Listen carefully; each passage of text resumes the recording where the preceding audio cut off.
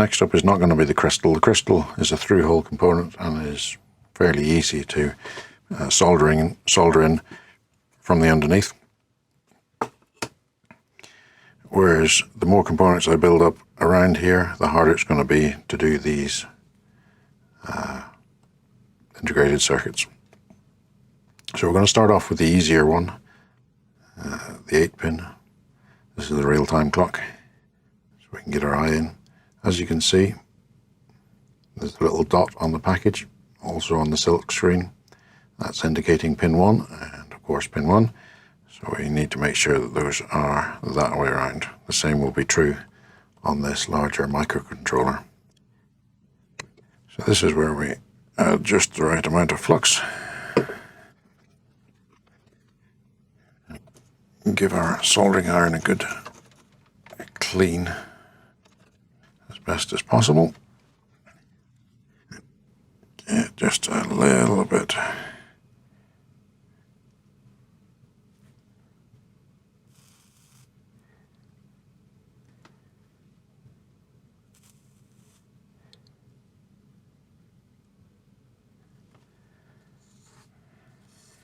And just see about tacking these corners in place. And don't be afraid to use more and more flux when doing this. It'll make your life so much easier.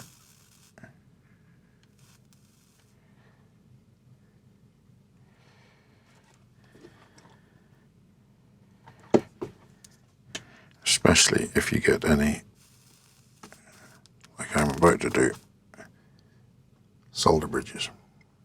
By putting loads of flux on and then wiping across with a fairly clean soldering iron, you can end up dragging away any excess solder.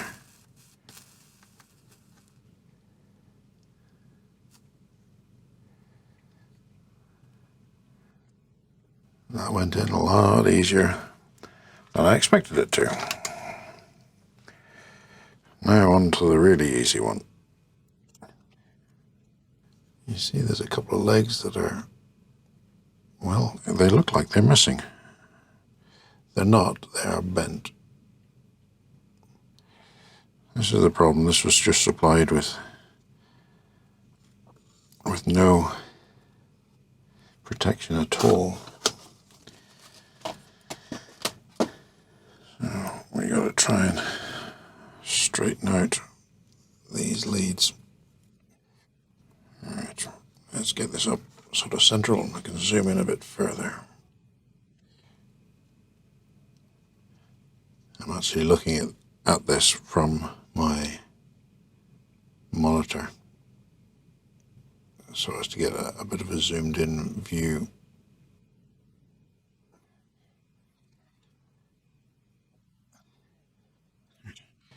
Let's see what that looks like from on the edge. Not too bad. Hopefully that has given us our pins back. So as you can see, the difficulty has just gone up a notch for soldering this in.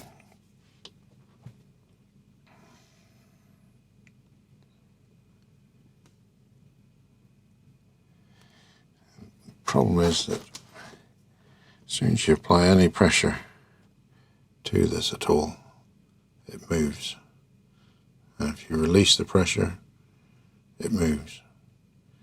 If you look at it, it moves.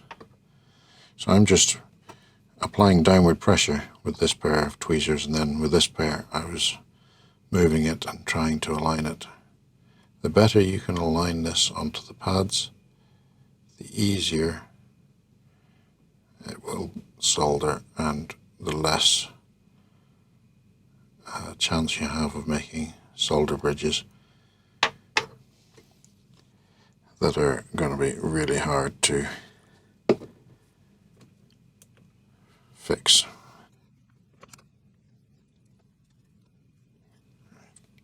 I've got virtually no solder on my soldering iron, and yet still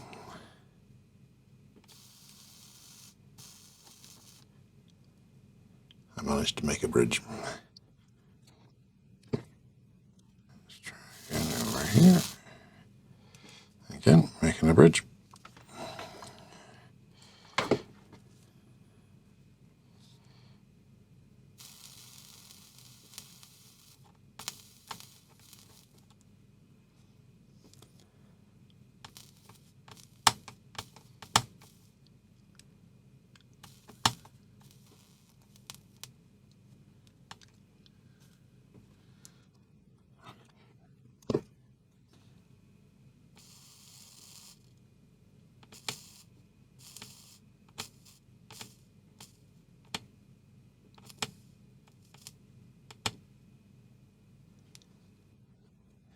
The key definitely is with this, less solder is better.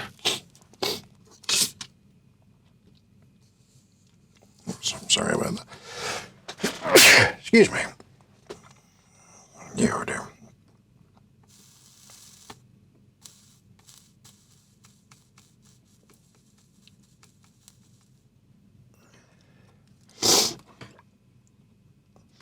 And leave it a second or two just to be able to cool down in between each.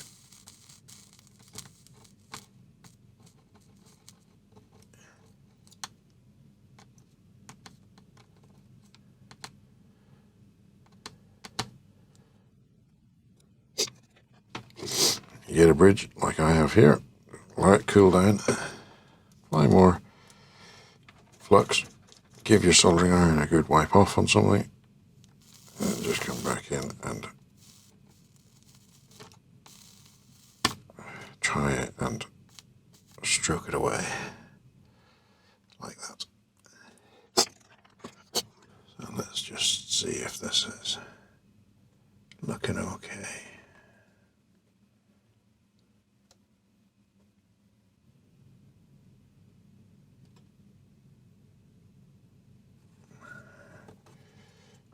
There are those ones looking.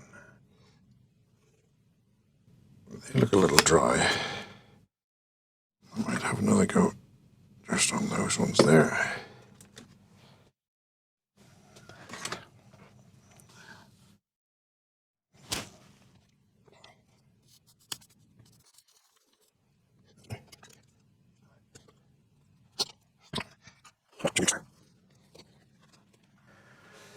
I think next we shall do the rest of the surface mount components, because there's some through-hole components on here, such as the crystal. There's some connectors,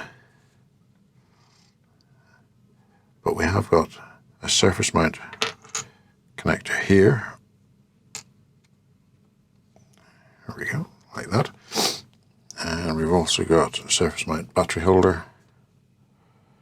I think we'll get those done first, and then when we do the through-hole, then obviously this board is not going to sit quite as flat on here. So we'll start off with this one, seeing as I've got it in place.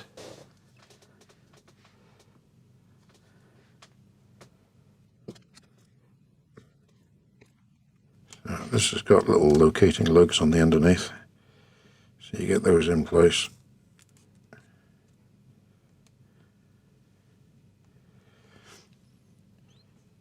And then there's a little bit of wiggle room. You're able to just position it.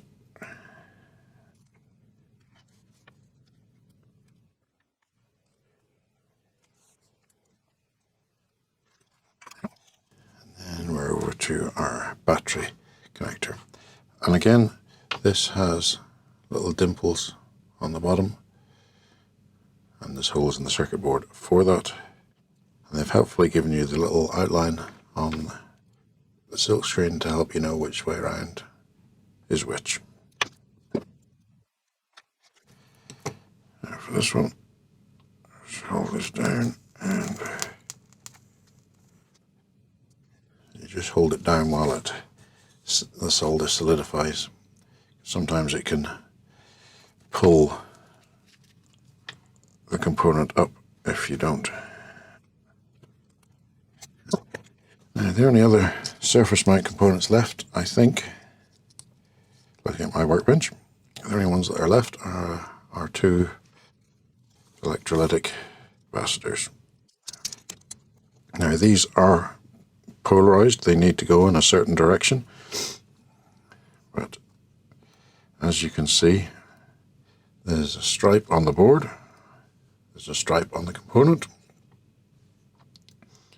Also, there are two little chamfers on one side of the component, the silk screen, and again they're the same on the component. So they have made it as easy as possible for getting those positioned correctly.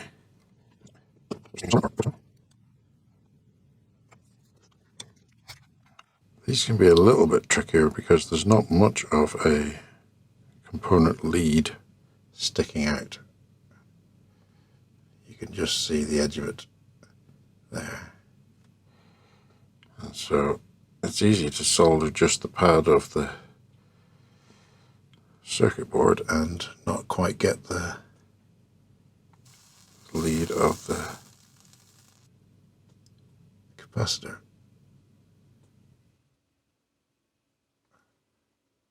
Like that, you see?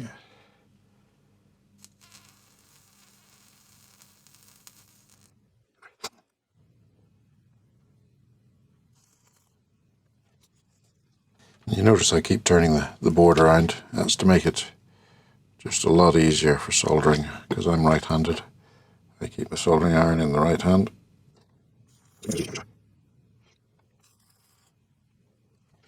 I'm just going to remake, because I know these electrolytics can be a little bit picky. I'm just going to reflow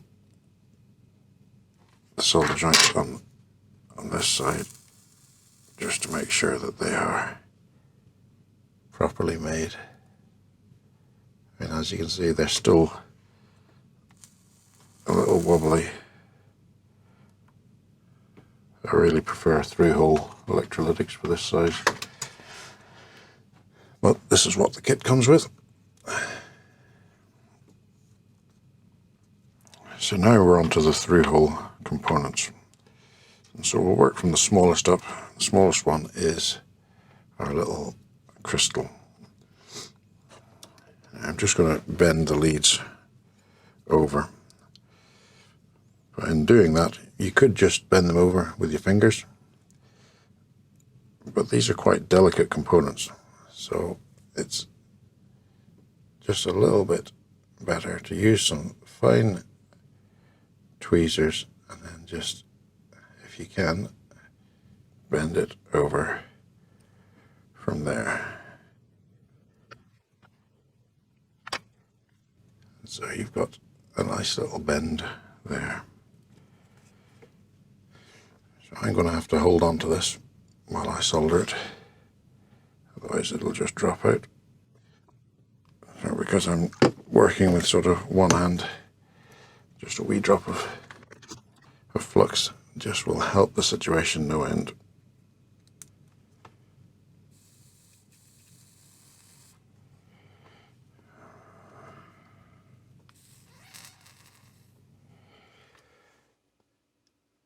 So I just soldered one of the leads, and that's so that I could make sure that we were kind of straight in here before soldering the other.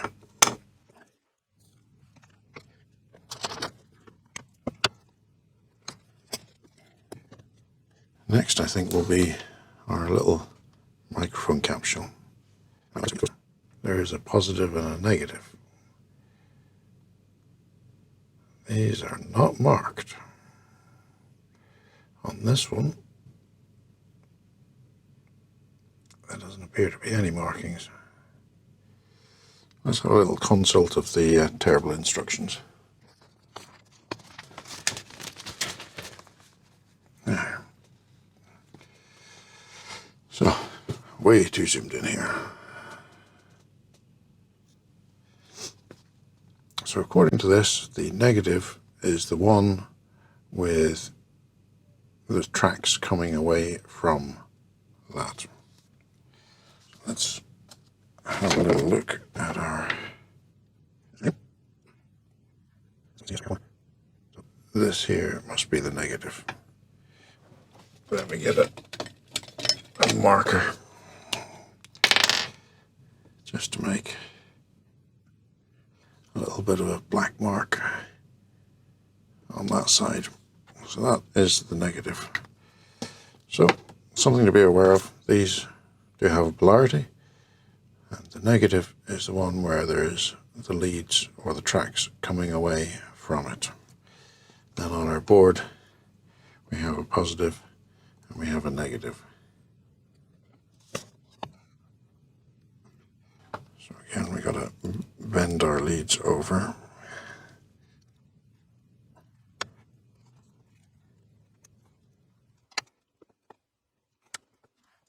And this one I can just solder up one lead with it like this, and then make any adjustments if necessary.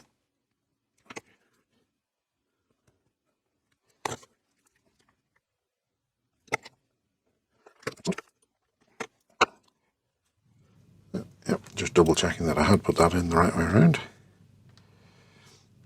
So let's see what we've got next. I think the next thing is going to be this little switch. This is going to fall out if I let go of it, so what I'm going to do is the usual trick of a bit of flux, and then I can solder just one of them. Ugly as anything and bridged, but all the flux was just running down onto my fingers, so that wasn't really doing anything. So I can, well, now it's held in position, I can now solder it up properly. Solder the outer two in mainly first, because they're just attaching the case of the switch, and then there's no stress on the main wires whenever they get soldered in. That's that. And we'll just move our way along. We'll put our little potentiometer in. Now this is one that's got little sprung leads, so it will actually stay in place very helpfully. We have our little rotary encoder. Again, it has a bent lead. So you need to check your components whenever you get them. They can be a little bit wonky. Again, this has got like spring tabs on it, so it holds itself in place.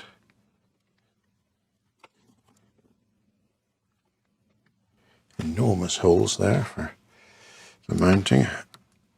Take a bit of heat to get those done. It's weird going from tiny surface mount components. One moment please, that's the door. And we're back. One final point to do. Headphone socket now. Or it's not a headphone socket, a power socket. Got a good snug fit there. I'll solder up one lug and then check if I need to adjust it. If you only do the one, then it's easy just to reflow or reheat that one.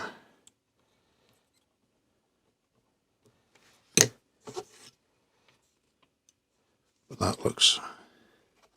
that looks okay.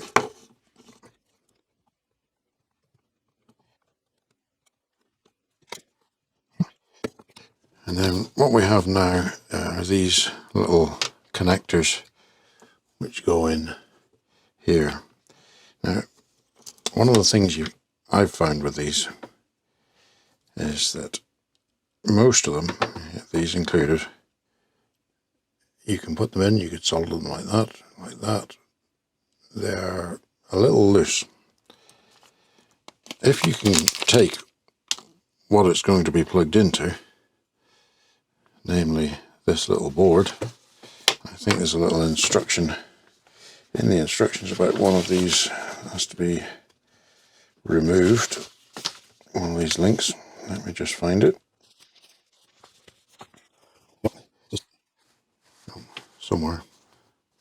Remove the short circuit on the S and TH. So on this, the S and the TH. Comes that's in there. Well,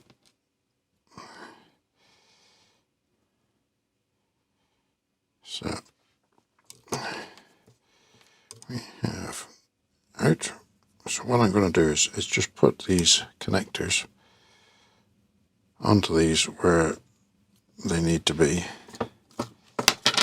Where's the other one? There it is. And VCC. There we go.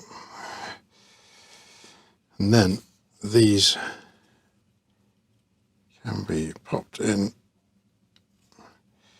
and this will keep it aligned so that whenever we remove it, it will be perfectly lined up and will be easy to insert and take off. So I'm just holding this with a bit of pressure. We can do our little trick because we put some flux on there. We can bring the solder to these joints. We will remake them. This is just to grip. So these are not intended to be the final joint, they're just to grip it.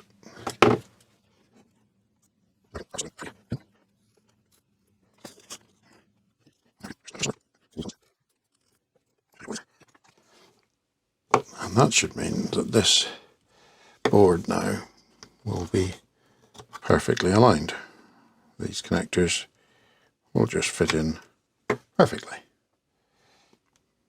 Happy days. So that's this board populated. It is ready to go. The only thing that hasn't been put in is the battery, but I'm not going to put that in until we're ready basically to power this up, just to save any drain on the battery while we get the rest of the project finished up. Well, here's a little postscript, a little whoopsie. I was just sitting back congratulating myself on how brilliantly I had done with that one. And I looked down and I thought, is that a trick of the light or is there a component missing? No trick of the light. That didn't get fully soldered in. I haven't even done the other joint on it, and obviously this first joint wasn't so great. Here's one of the reasons that they give you extras in the kit. So thankfully I have one extra, although probably if I dug around in my part stash I may have others. But now we can see if we can get this properly soldered in. So let's just do it this way around. And so if you notice whenever this particular component pinged off or went AWOL, please put it down there in the comments. I'd love to know. And I can't really be bothered to go back and have a hunt and search around for it. So if you noticed it, let me know. Okay, that seems to be that side on. Far too much solder on.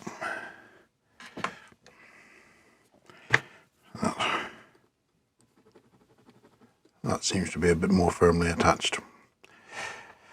So, that is that for this episode. And see you on the next one.